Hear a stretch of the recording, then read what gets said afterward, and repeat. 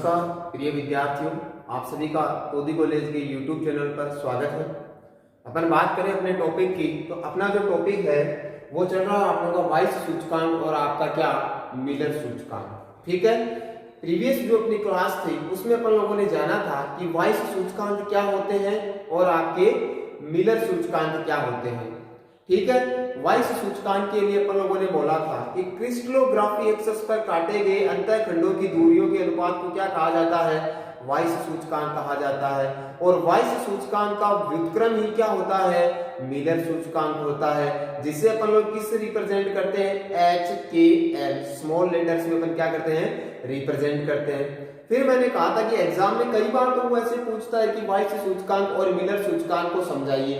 कई बार ऐसा नहीं पूछ करके वो ये पूछ लेता है कि दिए गए वाइस सूचकांक की सहायता से मिलर सूचकांक का परिकलन कीजिए। तो आपका आज की जो हेडिंग है वो भी यही है, क्या है, determine DETERMINE determine Miller MILLER Miller indices INDICS from vice indices WEISSINDICS। तो आज की हेडिंग क्या है अपने कि मिलर सूचकांक की वैल्यू कैलकुलेट करना कहां से, वाइस सूचकांक से, यानी कि दिए गए वाइस सूचकांक की सहायता से मिलर सूचकांक का मान ज्ञात करना। तो यहाँ अपन 5-6 ऐसे एग्जाम्पल करेंगे जिनकी मदद से अपन क्या करेंगे, जो एग्जाम्पल होंगे वो किसके होंगे, वाइस सूचकांक के होंगे, लेकिन जो वैल्यू अपने को डिटरमाइन करनी रहेगी वो किसकी रहेगी, मिलर की। तो देखिए, अगर मैं आपसे कहूं कि वाइस सूचकांक जो आपको दिया गया है, मान लीजिए वो ABC है, दूसरा मान लीजिए आपका ये आपको दे दिया, तीसरी जैसे मैं आप लोगों से बात करूं, जैसे आपको 1/2A दे दिया, ये आपका 3 दे दिया, 3B दे दिया, और ये आपको ये आपका जो है 2C आप लोगों को दे दिया। इसी तरीके से जैसे मैं आप लोगों से बात करूं 4 नंबर पे, उसने मान लीजिए आप लोगों का जो है A दे दिया, B दे दिया, और इन्फिनिटी क्या दे दिया आपको, C दे दिया। ठीक है, इसी तरीके से जैसे अगर अपन लोग बात करें नेक्स्ट 5 नंबर पे, उसने मान लीजिए आपको -2A फिर 3B और उसने क्या दे दिया आपको, C दे दिया। इसी तरीके से 6 नंबर पे मान लीजिए उसने दे दिया आपको A 2B और आपका 0 क्या, C। इस तरीके से ये जो चीजें आप लोगों को जो दी गई है वो क्या दी गई है आप लोगों को, वाइस सूचकांक, और इन वाइस सूचकांक की सहायता से आपको क्या कैलकुलेट करना है, मिलर सूचकांक। ठीक है, तो एक बार आप लोगों जो है अपनी कॉपी में ये आप लोगों ने हेडिंग डालनी होगी कि वाइस सूचकांक की सहायता से मिलर सूचकांक को ज्ञात करना। उसके बाद में आप लोग ये एग्जाम्पल लिखिए पहले अपनी कॉपी में 6 तुरंत फटाफट, फिर एक एक को अपन सोल्व करते हैं आज की क्लास में। बाकी अपना टाइम रहेगा तो अपन आगे बात करेंगे डिफेक्ट्स इन सॉलिड की। तो एक बार आप लोग जल्दी से ये जो 6 एग्जाम्पल हैं आप लोगों के, इनको आप लोग उतारो।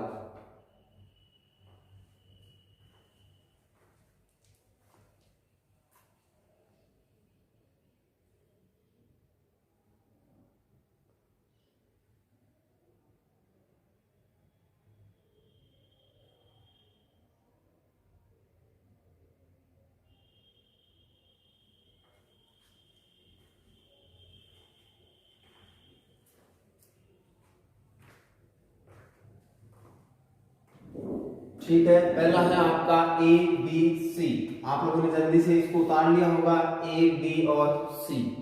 दूसरा है A2B 3C, A2B 3C लिखिए आप लोग। तीसरा है आप लोगों का 1/2A 3B और आप लोगों का 2C। आगे नंबर 4 पे AB और इन्फिनिटी यानी कि अनंत का साइन है C। उसके बाद में है आप लोगों का -2A 3B C, फिर है आप लोगों का A 2B और आपका 0C, क्या है 0C। क्लियर है। अब देखिए ये जो आप लोगों को दिए गए हैं वो क्या है, वाइस सूचकांक, और इन वाइस सूचकांकों से आपको क्या कैलकुलेट करना है, मिलर सूचकांक। तो देखिए सबसे पहला एग्जांपल के अगर बात करें, ये आपका -2A 3B और C है। यहाँ एक एक एग्जाम्पल को अपन सोल्व करें तो देखिए बोर्ड पे देखिए आप लोग, सबसे पहले क्या है आपका ए, बी और सी है। आई बात समझ में? तो इनको अपने को लिखने का तरीका आना चाहिए। सबसे पहले ए मतलब अपने आप में क्या है, एक वैल्यू, बी भी क्या है, एक वैल्यू, सी भी क्या है, एक वैल्यू, और अपने को क्या करना है, इनका अनुपात। ये तो क्या है, इसके वाइस सूचकांक है, ये तो इसके क्या है, वाइस सूचकांक है। जबकि अपने को क्या डिटरमाइन करने हैं, इनके मिलर सूचकांक। तो वाइस सूचकांक का उल्टा क्या होता है, मिलर सूचकांक। तो इसका उल्टा कर दीजिए 1/1, इसका भी उल्टा क्या हो जाएगा 1/1, इसका भी उल्टा क्या हो जाएगा 1/1। एक बात मैंने आपको लिखवाई थी कि वाइस सूचकांक से अगर अपने को मिलर सूचकांक कैलकुलेट करना है तो अपन उनका क्या लेते हैं, लैस लेते हैं। तो इन तीनों का लैस अगर अपन लेंगे तो क्या आएगा, ये अपने को साइड में लिखना है, अपने आंसर में इस चीज को नहीं लिखना है। अगर आपके पास में आप एग्जाम में करोगे तो कॉपी का जो सबसे लास्ट का पेज है वहां आप लोग इस विधि को अपना सकते हो, बाकी आंसर आप लोगों को सीधे डायरेक्ट लिखना पड़ेगा। तो देखिए 1 से मैं इसको डिवाइड करूंगा तो अपना आंसर यहाँ पे क्या आएगा 1, फिर क्या आएगा 1, फिर क्या आएगा 1। यानी कि ए बी सी जो कि वाइस सूचकांक है, इनके अगर अपन मिलर सूचकांक निकालेंगे तो वो भी इनके क्या आएंगे, मिलर सूचकांक भी क्या आएंगे इनके 1:1 क्या आएगा 1। तो ये अपना एग्जाम्पल हुआ। चीज आपको समझ में आई क्या? देखिए आगे अपन दूसरे एग्जाम्पल की बात करते हैं। दूसरा एग्जाम्पल आपका क्या है, ए है, 2b है और आपका क्या है 3c है, जो कि क्या है आप लोगों के वाइस सूचकांक। आपको क्या कैलकुलेट करना है, तो सबसे पहले तो वाइस सूचकांक को लिखने का तरीका आना चाहिए। ए का मतलब क्या 1, 2b का मतलब क्या है 2, 3c का मतलब क्या है 3। फिर अपन इसमें क्या लगाते हैं, रेशियो का सिंबल लगाते हैं। तो ये तो क्या हो गए वाइस सूचकांक।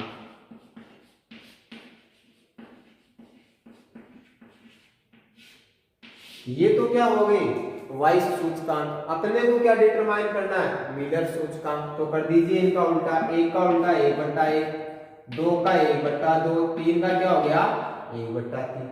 फिर इनका अपने को क्या लेना है, लैस लेना है। तो यहाँ क्या आएगा 6 आएगा।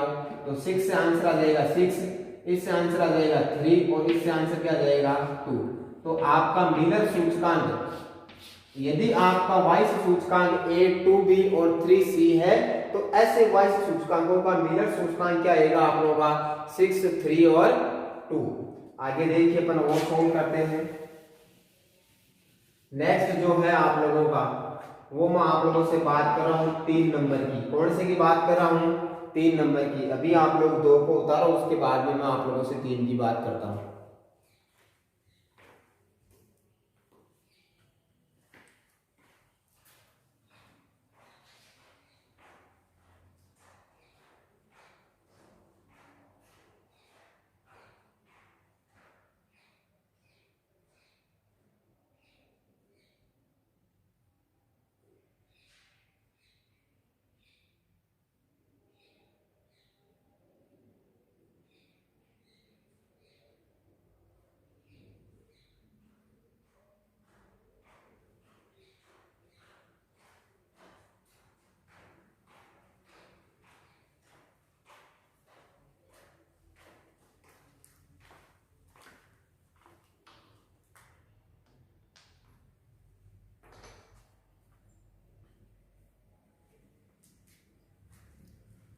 ठीक है, अब देखिए अपन बात करते हैं तीसरे की। देखिए तीसरा क्या है 1/2a है, फिर आपका 3b है। अब मैं थोड़ा स्पीडली आप लोगों को बताऊंगा, ठीक है। तो इसका सबसे पहले वाइस देख लीजिए 1/2 अनुपात 3 अनुपात क्या है 2। मिलर करना है तो इनका उल्टा कर दीजिए 2 हो जाएगा, यानी कि 2/1 हो जाएगा, 1/3 हो जाएगा और आपका 1/2 हो जाएगा। लेस ले लीजिए 6 आ जाएगा। तो ये क्या हो जाएगा आप लोगों का, ये अगर अपन बात करें तो यहाँ अगर अपन बात करेंगे तो क्या 6 आ गया। तो 6 ये क्या आ जाएगा आपका 12 आ जाएगा। ये अपना क्या आ जाएगा 2 आ जाएगा और ये क्या आ जाएगा 3 आ जाएगा, जो कि क्या है मिलर सूचकांक। ठीक है, ये क्या हो गया आप लोगों का मिलर सूचकांक। ठीक है, पहला और दूसरा आप लोगों ने उतार लिया होगा, तो इस चीज को मैं आप लोगों को आगे एग्जाम्पल है उनको मैं आगे आपको सोल्व करके बताता हूं। आगे देखिए चौथा एग्जाम्पल है आपका, क्या है, ए बी और इन्फिनिटी सी। ठीक है, इसको देखिए ये एक है, ये एक है और ये क्या है, अनंत है। उल्टा कर लीजिए भाई, 1/1 1/1 और क्या है आपका 1/, इन्फिनिटी लेस है, तो इन्फिनिटी क्या है, अनंत का कोई लेस नहीं होता, तो इसके रेस्पेक्ट में कोई लेस नहीं होगा। तो यहां बात करें एक और एक, तो देखिए इसका आंसर क्या आ जाएगा, एक, इसका भी आंसर क्या आ जाएगा, एक। और अनंत अगर कोई चीज होती है तो उसको अपन उसका भाग देते हैं तो आंसर हमेशा क्या आता है, 0। आई बात समझ में। और किसी भी चीज में 0 का भाग देते हैं तो आंसर क्या आता है आप लोगों का, अनंत आता है। तो एक तो आपका ये एग्जांपल आराम से हो जाएगा। उसके बाद में देखिए अगर इसकी बात करेंगे तो ए और बी को आप लोग लेस में ले लोगे, 0 का कोई लेस होगा नहीं, फिर आप लोग 0 से डिवाइड करोगे तो आंसर क्या आ जाएगा, 0 की जगह अनंत आ जाएगा। और एक आप लोगों का ये माइनस का 2a 3b और ये जो c है, इस आप लोग बिल्कुल सिंपल तरीके से इसको सोल्व करना है। बस 2a के रेस्पेक्ट में जो आप लोगों का मिलर इंडाइसेस आए, मान लीजिए 4 आया तो उसके ऊपर आप लोग जो माइनस साइन है उसको आप लोग बार के रूप में कहां लगाओगे, उसके ऊपर लगाओगे। इस तरीके से आप लोग कोशिश कीजिएगा कि आप लोगों की जो बुक है उसमें जितने भी आप लोगों को वाइस सूचकांक दे रखे हैं उन वाइस सूचकांकों की सहायता से आप लोग मिलर सूचकांक निकालना। ये बहुत ही आसान क्वेश्चन होते हैं, एग्जाम में 2 से 2.5 नंबर के जो है वाइस सूचकांकों की सहायता से मिलर सूचकांक का परिकलन जो है वो आप लोगों से पूछा जाता है। तो ये अपन लोगों ने कंप्लीट किए आप लोगों के वाइस सूचकांक और मिलर सूचकांक। अब अपन बात करते हैं अपने नेक्स्ट टॉपिक की। क्लियर है, तो ये आप लोग इन चीजों को वीडियोस को यूज करके आप लोग इन चीजों को देख लीजिएगा। ठीक है, बड़ी आसान सी चीजें हैं, आप लोग खुद थोड़ी सी मेहनत करोगे तो कहीं कोई दिक्कत नहीं आएगी। अब है आप लोगों का डिफेक्ट्स इन सॉलिड। अब अपन बात करेंगे ठोसों में अपूर्णता।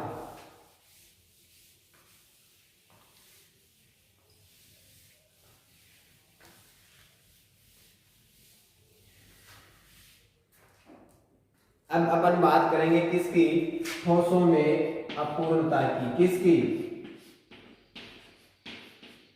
ठोसों में अपूर्णता, डिफेक्ट्स इन सॉलिड, ठोसों में अपूर्णता। देखिए इन चीजों को आप लोग बड़े ध्यान से समझिएगा। जैसे ठोसों में अपूर्णता भी बोला जाता है, अपूर्णता के अलावा इसे बोला जाता है ठोसों में दोष। क्या बोला जाता है, ठोसों में दोष, या इसे बोला जाता है ठोसों में त्रुटि। क्या बोला जाता है, ठोसों में त्रुटि। ठीक है, अब देखिए ठोस की बात करें तो ठोस किन से मिलकर के बने हुए होते हैं, घटक कणों से मिलकर के बने हुए होते हैं। और ये जो घटक कण है, अगर अपन से पूछा जाए कि पदार्थ की अवस्थाएं अगर ठोस, द्रव, गैस, तो इनमें जो सबसे अच्छा अरेंजमेंट जो मिलता है वो सबसे किस में मिलता है, ठोस में मिलता है। कि ठोस में जो घटक कण है वो वेल मैनर में क्या रहते हैं, अरेंज रहते हैं। लेकिन क्या होता है कि ठोसों में भी मान लीजिए आप लोग उनको वाइब्रेट करते हो, उनको आप लोग गर्म करते हो, ठीक है, उन पे अगर आप लोग बल लगाते हो तो उनमें जो उनके घटक कण है उनमें भी उनकी मूल स्थिति से क्या आ जाता है, उनमें विचलन पैदा हो जाता है ना। उनकी जो मूल स्थिति है उसमें क्या पैदा हो जाएगा, उसमें विचलन पैदा हो जाएगा। यानी कि ठोसों में घटक कणों का अपने मूल स्थिति से विचलन दर्शाना क्या होता है, ठोसों में दोष होता है। क्या होता है, ठोसों में त्रुटि होती है, डिफेक्ट्स इन सॉलिड होती है। तो आपसे कोई पूछे कि ठोसों में त्रुटि से आपका क्या अभिप्राय है, ठोसों में दोष से क्या अभिप्राय है, तो अपना आंसर ये होना चाहिए कि ठोस में जो घटक कण होते हैं वो अपने जो मूल जो अरेंजमेंट है, अपनी जो मूल जगह है वहां से उसमें क्या हो जाता है, थोड़ा सा परिवर्तन हो जाता है। इस चीज को अपन लोग क्या बोलते हैं, ठोसों में अपूर्णता बोलते हैं। क्लियर है, तो परिभाषा क्या हो जाएगी कि ठोस में घटक कणों का अपने मूल स्थान से परिवर्तित होना क्या होता है, ठोसों में दोष कहलाता है। लिखिए आप लोग डिफेक्ट्स इन सॉलिड की परिभाषा कि ठोसों में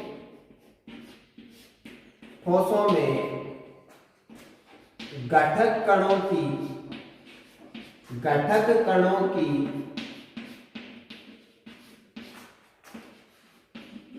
मूल व्यवस्था में परिवर्तन होना, मूल व्यवस्था में परिवर्तन होना, ठोसों में दोष,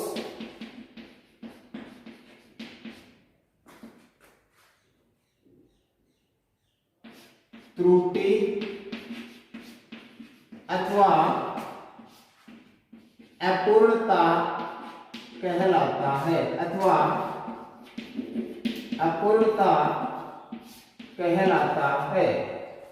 कि ठोसों में जो घटक कण होते हैं उनकी मूल अवस्था में क्या होना, परिवर्तन होना, किसमें, मूल व्यवस्था में, जहां पे थे वहां से, चाहे वाइब्रेशन मान लीजिए, कुछ भी मान लीजिए, कारण क्या हो सकते हैं आप लोगों के, वहां कारण कंपन हो सकता है, वहां दाब हो सकता है, वहां ताप हो सकता है, इटेसी, इन चीजों की वजह से अगर ठोसों में जो आप लोगों के घटक कण हैं उनकी मूल व्यवस्था में अगर परिवर्तन आएगा तो इस चीज को अपन लोग क्या बोलेंगे, डिफेक्ट्स इन सॉलिड। क्या आएगा, डिफेक्ट्स इन सॉलिड। आगे अपन लिख सकते हैं ठोसों में दोष, ठोसों में दोष, ठोसों में दोष लाभदायक व हानिकारक दोनों प्रकार के होते हैं, दोनों प्रकार के होते हैं।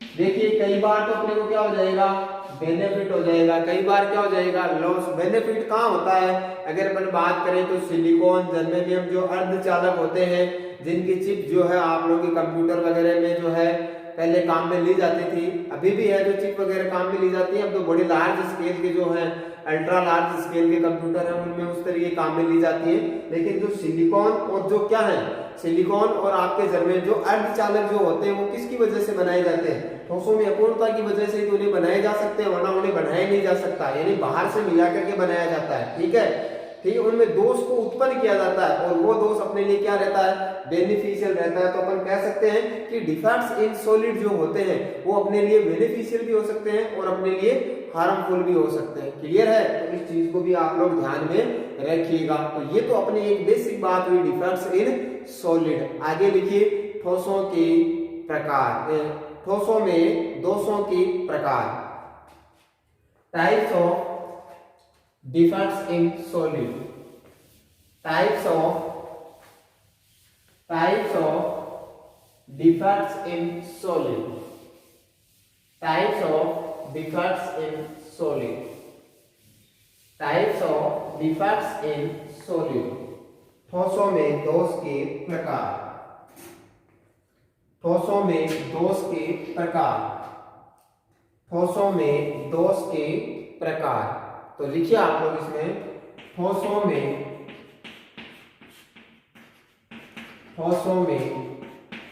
दोष मुख्यतया तीन प्रकार के होते हैं, मुख्यतया तीन प्रकार के होते हैं।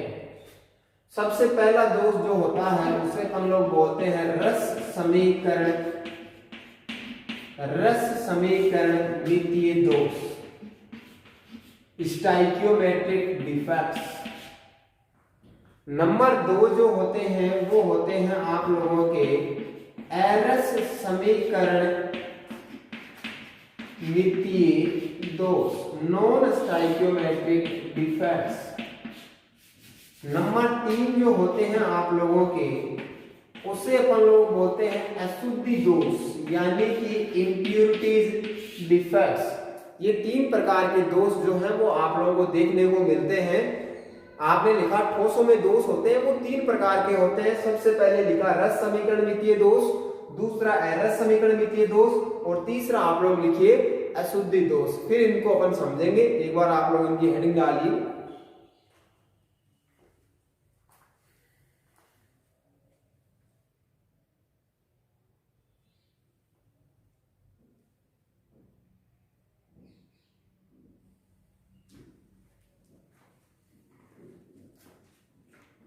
देखिएगा आप लोग बोर्ड पे, रस समीकरण मितीय दोष, एरस समीकरण मितीय दोष और अशुद्धि दोष। रस समीकरण मितीय दोष एरस समीकरणमितीय दोष और अशुद्धि दोष, इनकी अगर अपन लोग बात करेंगे तो देखिए ये क्या होते हैं।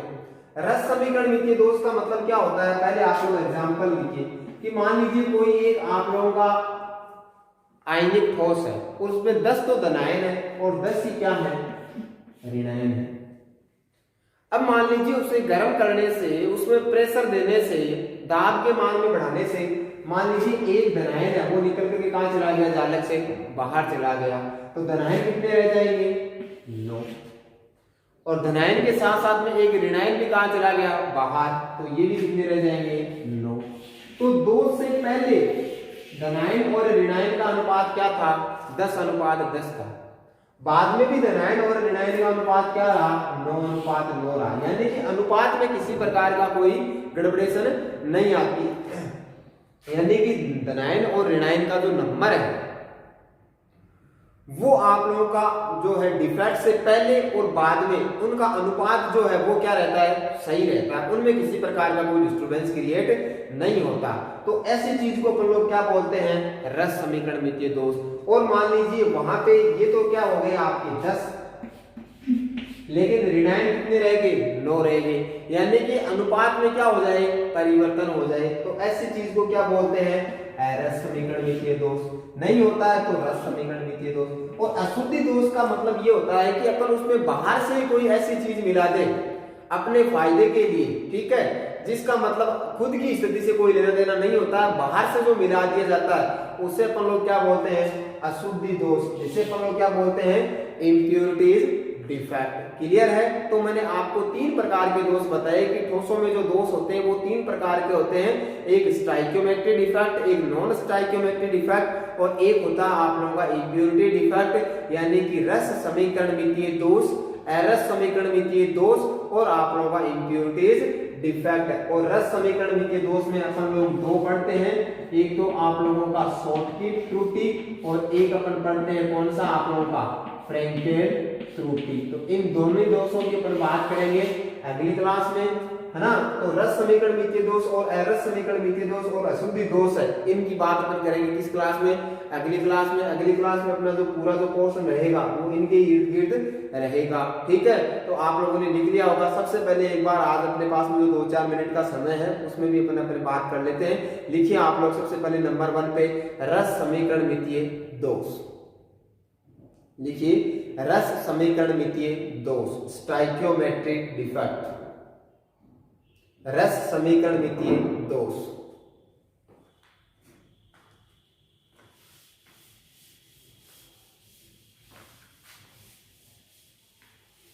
रस समीकरणमितीय दोष,